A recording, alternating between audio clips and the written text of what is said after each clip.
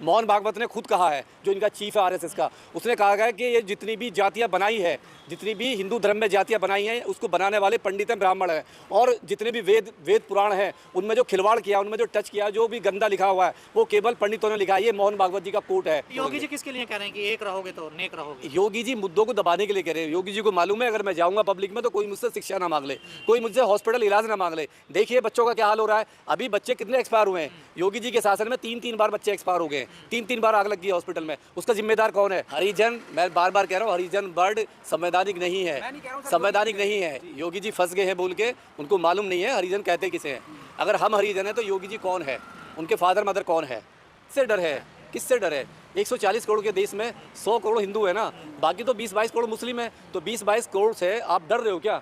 आपको डर लग रहा है? आपको डर लग रहा है? जितने भी फिल्मी दुनिया में जो फिल्मी स्टार हैं, जो खान हैं, जो मुस्लिम हैं, उनके घरों में ब्रीड अच्छे वाले ब्रीड वाली लड़कियां हैं, शो कॉल जो जनरल कास्ट वाली है, उनसे आपको डर नहीं लग रहा?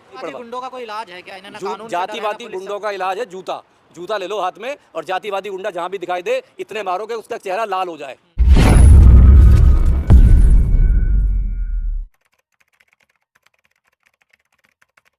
बटोगे तो कटोगे, बार बार इसी नारे का इस्तेमाल किया जा रहा है, चाहे झारखंड हो, चाहे हिमाचल, महाराष्ट्र हो और चाहे यूपी में उपचुनाव हो, सभी में इसी नारे का। किसकी तरफ इशारा कर रहे हैं कि बटोगे तो कटोगे?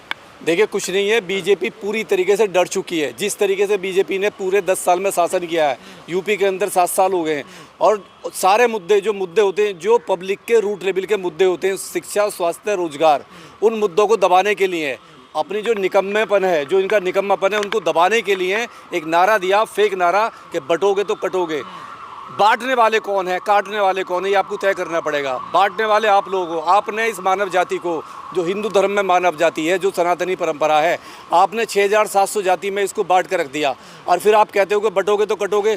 उसमें आपने इतनी जातियां बना दी, और उसके अंदर भी 100 जाति ऐसी बना दी जिसके हाथ का आप पानी नहीं पी सकते। कौन लोग हैं बनाने वाले? मोहन भागवत का कोर्ट, आप 2 साल पहले का आप स्टेटमेंट देखिए। मोहन भागवत ने खुद कहा है, जो इनका चीफ है आरएसएस का, उसने कहा है कि ये जितनी भी जातियां बनाई है, जितनी भी हिंदू धर्म में जातियां बनाई हैं, उसको बनाने वाले पंडित हैं, ब्राह्मण हैं, और जितने भी वेद पुराण हैं उनमें जो खिलवाड़ किया, उनमें जो टच किया, जो भी गंदा लिखा हुआ है वो केवल पंडितों ने लिखा है। ये मोहन भागवत जी का कोट है, मैं अपनी तरफ से नहीं कह रहा हूँ। तो सीधा सीधा है, मोहन भागवत जी जब ये कह सकते हैं कि ये सारा कुछ जो पंडितों ने बनाया, ब्राह्मणों ने बनाया, तो ये एक फेक नारा है, और अपने निकम्मे नाकामों को छुपाने के लिए। क्योंकि बीजेपी ने इस देश में कुछ नहीं किया है। बीजेपी ने केवल इस देश में नफरत फैलाई है, वो हिंदू मुस्लिम के नाम पे, गाय के नाम पे। और जो अब जो बटेंगे कटेंगे, किससे बांट रहे हो आप? अरे आप मुस्लिम के नाम पे कब तक वोट मांगते रहोगे? और ये कब तक इस देश में आप देखो, 1.5 साल से मणिपुर चल रहा है। मणिपुर की घटना को पूरा दबा दिया गया है। 1.5 साल में आपकी शासन है, आपका ही वहाँ पे शासन है, आपकी सरकार है, आपका पीएम, आपका सीएम है, आपका पीएम है, आपका राज्यपाल है, सब कुछ देश में आपका है, गृह मंत्री आपका है, सारी सुरक्षा आपके हाथ में है। क्या कारण है कि मणिपुर में आज भी वहाँ पे मारे जा रहे हैं? आपके एमएलए सुरक्षित नहीं है, मुख्यमंत्री के घर पे बम फेंक दिया गया है, एमएलए को घर पे हमले हो रहे हैं। तो क्या रीज़न है? आप कहाँ की बात कर रहे हो? ये सारे इन मुद्दे को, जो शिक्षा का मुद्दा है, स्वास्थ्य का मुद्दा है, रोजगार का मुद्दा है, युवा रोजगार ना मांग ले। जिस तरीके से युवाओं को प्रयागराज में पीटा गया, मारा गया, उन पर लाठियां बरसाई गई हैं, सीधा सीधा है मुद्दों को दबाने के लिए। मुद्दों को दबाने के लिए इन लोगों ने ये नारा दिया। सर एक है तो सेफ। एक हम कब नहीं है एक? पूरे भारत में सारे लोग एक ही है। अलग कब है? अलग कब हुए?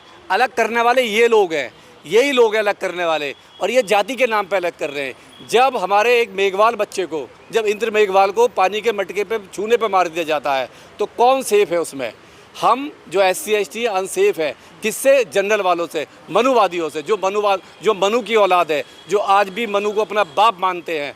आपने देखा होगा हाई कोर्ट में भारत के केवल एक हाई कोर्ट ऐसा है, एक स्टेट ऐसा है जिसमें आज भी मनु की मूर्ति लगी हुई है, वो राजस्थान है। आप जयपुर में जाइए, जयपुर के हाई कोर्ट में मनु की स्थापना है, वहाँ पे उसकी मूर्ति लगी हुई है, तो वो संविधान को आईना दिखा रहा है। और वो किसकी सरकार? SC ST वाले एक होना नहीं चाह रहे क्या? SC ST वाले तो एक है ही, वो कभी तो दूर है ही नहीं, वो तो एक ही है। ये जब भी ये तोड़ेंगे, जब भी तोड़ेंगे इन्हीं मुद्दों तो पर योगी तोड़ेंगे। जी किसके लिए कह रहे हैं कि एक रहोगे तो नेक रहोगे? योगी जी मुद्दों को दबाने के लिए कह रहे हैं। योगी जी को मालूम है अगर मैं जाऊंगा पब्लिक में तो कोई मुझसे शिक्षा ना मांग ले, कोई मुझसे हॉस्पिटल इलाज ना मांग ले। देखिए बच्चों का क्या हाल हो रहा है, अभी बच्चे कितने एक्सपायर हुए हैं। योगी जी के शासन में 3-3 बार बच्चे एक्सपायर हो गए हैं, 3-3 बार आग लग गई है हॉस्पिटल में। उसका जिम्मेदार कौन है? उसका जिम्मेदार पाकिस्तान तो नहीं है, कोई बांग्लादेश तो नहीं है, जिम्मेदार तो यही लोग हैं ना। योगी जी जिम्मेदार, कोई भी पत्रकार उनसे हिसाब ना मांग ले, ये ना कह दे कि हॉस्पिटल में इतने बच्चे क्यों खत्म हो गए। इसलिए ये अनसेफ की बात कर रहे हैं और बटोगे तो कटोगी बात कर रहे हैं। SC ST बोल रहे हैं, योगी जी तो हरिजन कह दिया ना, योगी जी ने आप लोगों को हरि के जन बता दिया। देखिए अगर ये हरि के जन हैं, सही बात है, मैं भी मान लेता हूँ हम लोग सारे हरिजन हैं। जितने भी SC ST जो 30 करोड़ भारत में रहते हैं, हम हरि की औलाद है, हम ईश्वर की औलाद है। तो योगी जी बताएं वो किसकी औलाद है, बाकी लोग बताएं वो किसकी औलाद है। किसी शैतान की औलाद है, किसी राक्षस की औलाद है, या बायोलॉजिकल नहीं है, अनबायोलॉजिकल है, किसकी है? हरामी की औलाद है, क्या है? हरिजन का मतलब क्या है? हरिजन का मतलब ये कि 1933 में यरवदा जेल में मोहन करमचंद गांधी ने किताब लिखी थी हरिजन, और वो गाली दी थी अम्बेडकर को, बाबा साहब को। हरिजन एक बहुत ही नीच वाला शब्द है, एक गाली है, एक ऐसा शब्द है जिसे कोई सुनना बर्दाश्त नहीं कर। और इसी बात को लेकर 1938 में बाबा साहब ने 1938 में बाबा साहब ने जो मुंबई का विधानमंडल था उससे रिजाइन दे दिया था, और 2 घंटे तक बाबा साहब ने बहस की थी हरिजन वर्ड को लेके। तो जब बाबा साहब ने हरिजन वर्ड को लेके एक गंदा कहा, एक गाली है, और वो गाली अगर हमें कोई देगा तो हम उसे छोड़ेंगे नहीं, उसकी औकात बताएंगे। अगर हम हरिजन की औलाद हैं, हम हरि की औलाद हैं, हम ईश्वर की औलाद हैं, तो तुम क्या राक्षस की औलाद हो, तुम क्या शैतान की औलाद हो? तुम्हारा बाप कौन है? 2 बाप हैं, 4 बाप हैं, 5 है, 10 बाप हैं? अपने बापों की लिस्ट बताइए, हम उससे डिमांड करते हैं। आप कह रहे हैं योगी जी जाते नहीं कहीं, वो तो कह रहे थे कि हम हरिजनों की बस्ती में जाते हैं, हरिजनों से मिलते हैं, बच्चों से मिलते हैं। सर हरिजन, मैं बार बार कह रहा हूँ, हरिजन वर्ड संवैधानिक नहीं है, मैं नहीं कह रहा हूँ सर, संवैधानिक नहीं है। योगी जी फंस गए हैं बोल के, उनको मालूम नहीं है हरिजन कहते किसे हैं। अगर हम हरिजन हैं तो योगी जी कौन है, उनके फादर मदर कौन है, कौन है? वो तो हिंदुओं को एक करने की बात कर रहे हैं ना। देखिए ये इनका नारे का मतलब तो यही है ना कि हिंदू तो एक हो जाओ। किससे डर है? किससे डर है? 140 करोड़ के देश में 100 करोड़ हिंदू है ना, बाकी तो 20-22 करोड़ मुस्लिम है। तो 20-22 करोड़ से आप डर रहे हो क्या? आपको डर लग रहा है? आपको डर लग रहा है? जितने भी फिल्मी दुनिया में जो फिल्मी स्टार हैं, जो खान हैं, जो मुस्लिम हैं, उनके घरों में ब्रीड अच्छे वाले ब्रीड वाली लड़कियां हैं। शो कॉल जो जनरल कास्ट वाली है, उनसे आपको डर नहीं लग रहा? दामाद बनाओगे, अभी शत्रुघ्न सिन्हा की बेटी स्वरा भास्कर, कितने ना, सैफ अली खान, शाहरुख खान, जितने भी हैं, नवाजुद्दीन सिद्दीकी, जितने भी हीरो हैं, सबके घर में हिंदू हैं। तो क्या आपको डर नहीं लगता? उनसे पूछिए ना डर क्या होता है। तो ये सब मुद्दों को दबाने के लिए है। शिक्षा, स्वास्थ्य, रोजगार की बात ना करें, सुरक्षा की, जो महिला सुरक्षा है, सबसे देश में बहुत मुद्दा है महिला सुरक्षा का। जो मोदी साहब ने नारा दिया था बेटी बचाओ बेटी पढ़ाओ का, और उस नारे को जो क्रैश करने वाले बीजेपी के ही लोग हैं, इन्हीं के लोग हैं। जिस तरीके से आपने देखा, तो कहा कि बेटी ले जाएंगे या आपकी बेटियां छीन लेंगे। मैंने कहा BHU में जो बीजेपी के IT सेल के जो 3 लड़के थे, 3-4 लड़के, जिन्होंने उस लड़की का रेप करा, और रेप करके उनको वो वहाँ पे मध्य प्रदेश में कन्वेंस कर रहे हैं, इलेक्शन में वोट मांग रहे हैं। कौन लोग हैं वो लोग? वो बीजेपी के लोग हैं, रेप करने वाले बीजेपी के लोग हैं, मालाएं पे। और जो लोग, देखिए बिल्किस बानो के साथ क्या हुआ, जब उनको छोड़ा गया तो जितने भी रेपिस्ट हैं जो बीजेपी में रेप करके आते हैं, जेल से आते हैं, उनका भव्य स्वागत होता है, उनका वेलकम होता है। ये बीजेपी का नेचर बन गया है। और हम मोदी जी से अपील करते हैं कि कम से कम जो आपने नारा दिया है बेटी बचाओ बेटी पढ़ाओ का, उसके साथ में आप खड़े हुए, ईमानदारी से खड़े रहिए, नहीं तो ये बेटियाँ हैं आपको माफ़ नहीं करेंगी। वो तो कह रहे हैं विपक्ष से डर है, घुसपैठियों से डर है बेटियों को।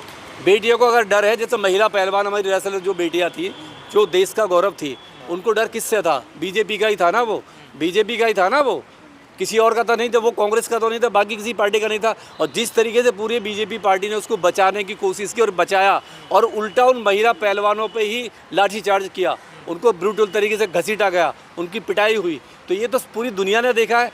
बीजेपी की कतनी करनी में बहुत बड़ा फ़र्क होता है। मोदी जी जो कहते हैं वो करते नहीं है, और जो करते हैं वो कहते नहीं है। ये उनका नेचर है। तो चारपाई पर नहीं बैठने दिया जाता, कुर्सी पर नहीं बैठने दिया जाता, तो फिर कैसे होंगे? देखिए जो भी दलित है, अभी आपने वाकया देखा, एक है अभी एमपी में घटना हुई है। एक जो हमारे जो अशोक शाकिर थे, वो कुर्सी पे बैठे हुए थे अपने घर के सामने, और एक ब्राह्मण आता है द्विवेदी, मयंक द्विवेदी, वो आता है, वो कहता है कि मेरे सामने से कुर्सी पे से उठ जाओ, मैं ब्राह्मण हूँ, मैं अपर कास्ट हूँ। लेकिन उन्होंने क्या कहा, एक 55 साल का आदमी, झुग्गी झोपड़ी में रहने वाला आदमी, वो कुर्सी पे बैठे रहे, कुर्सी से हटे नहीं। उन्होंने कहा मैंने आर्टिकल 19 पढ़ा है, मैंने संविधान पढ़ा है, मैं बाबा साहब को, काशीराम को मानने वाला हूँ, मैं पेरियार को मानने वाला हूँ, मैं देश में बराबर है, तेरा भी बराबर है, मेरा भी बराबर, मैं कुर्सी से नहीं उठूंगा। वो कुर्सी से नहीं उठा। मैं सैल्यूट करता हूँ ऐसे लोगों को। और जिन लोगों को कुर्सी से उठा दिया जाता है, जिनकी पिटाई होती है, वो नामर्द लोग हैं। उन्होंने बाबा साहब को नहीं पढ़ा, वो आज भी वो उसी परंपरा को ढो रहे हैं, गंदी परंपरा को। लोग खुद पिट रहे हैं। अगर कोई एक पीटने वाला है, अरे तुम, एक कीड़ा भी होता है, अगर कोई मच्छर भी है, उसको भी मारने के लिए कोई भी हाथ पैर चलाता है। आप तो इंसान हो, अगर कोई आप पे हमला करता है तो आप भी उसको उसका जवाब दीजिए उसी की भाषा में। अगर जवाब नहीं दोगे तो आप भी कहीं ना कहीं बाबा साहब को नहीं पढ़। गुंडों का कोई इलाज है क्या? इन्होंने कानून जातिवादी गुंडों का इलाज है जूता। जूता ले लो हाथ में, और जातिवादी गुंडा जहाँ भी दिखाई दे, इतने मारो कि उसका चेहरा लाल हो जाए, चेहरा लाल हो जाए, उसको पहचानने वाले घर वाले भी ना पहचाने। तो जाति वाले, कानून का उल्लंघन नहीं है। कानून कहता है सेल्फ ऑफ डिफेंस है, कानून है। अगर कोई आपकी बेइज्जती कर रहा है, वो भी कहता है। बाबा साहब ने क्या कहा? बाबा साहब ने कहा कि जुल्म सहने वाले से ज़्यादा, मतलब करने वाले से ज़्यादा जुल्म सहने वाला ज़्यादा गुनहगार होता है। तो बाबा साहब की जो कोटेशन है, हम उसके साथ खड़े हुए हैं। अगर कोई आपके साथ में मिसबिहेव करता है तो उसका जवाब आपको देना पड़ेगा। पहले कानून से दीजिए। अगर कानून की भाषा समझ में नहीं आ रही है तो आपके पास दूसरा इलाज भी होना चाहिए।